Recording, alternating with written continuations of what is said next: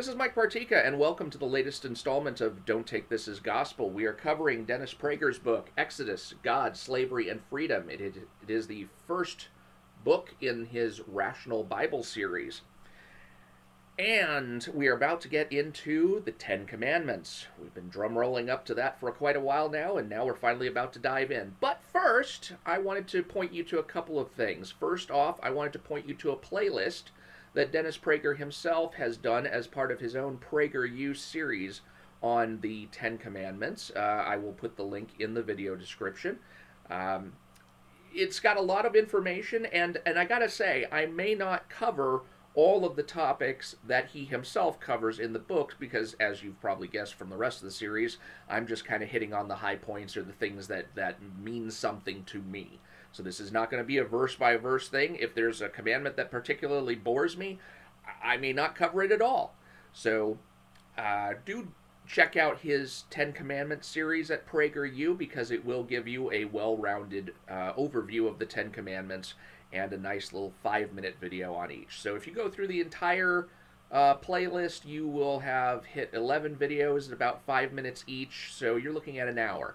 It will be an hour well spent. So check that out when you get a chance. Other than that, it occurred to me that some of my viewers may never have actually heard or read the Ten Commandments before.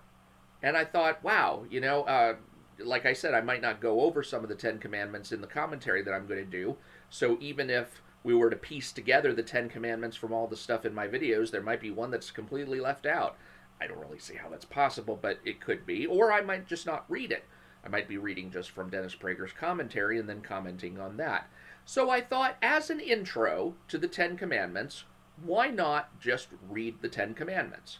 And so I've copied them out of the book for the most part. There's maybe one or two word changes I made to something that's a little more standard. There's a part where there's a verse that says God is a jealous God, and they've changed it to an impassioned God, and it doesn't... there may be a reason for that word change, and if it seems substantial, I'll cover that in a video commentary. But I wanted to go ahead and just read through these, because one of the things I want you to do while I'm reading through these is I want you to imagine yourself in the situation that the Israelites were in at the time that they received these Ten Commandments. Now, they had just been liberated from Egypt. They had been a race of slaves in Egypt for over 200 years, and they were now free, but free to do what? Free to be what? And God makes them a deal. He says, I will be your God if you be my people, and if you agree to obey my commandments. And these Ten Commandments are going to be kind of a master summary of how people are to behave in life. It's not going to be down to the minute details. These are very general commandments. But I want you to kind of imagine yourself, picture yourself at Mount Sinai, and God has descended upon the mountain in flame and fire and smoke, and there's rumbling and earthquakes, and you realize that the God of the universe is about to tell you how he wants you to live. Take a listen to these commandments and ask yourself, is this so bad? Considering that these have been the staple of a couple of major world religions for, going on 2,000 years now, 4,000 years in the one case. Can you really say they're that bad? I don't know. Let's see. The Ten Commandments. I am the Lord your God, who brought you out of the land of Egypt, the house of bondage. You shall have no other gods besides me. You shall not make a sculptured image, or any likeness of what is in the heavens above, or on the earth below, or in the waters under the earth. You shall not bow down to them or serve them. For I, the Lord your God, am a jealous God, visiting the guilt of the parents upon the children, upon the third and fourth generations of those who reject me, but showing kindness to the 1,000th generation of those who love me and keep my commandments.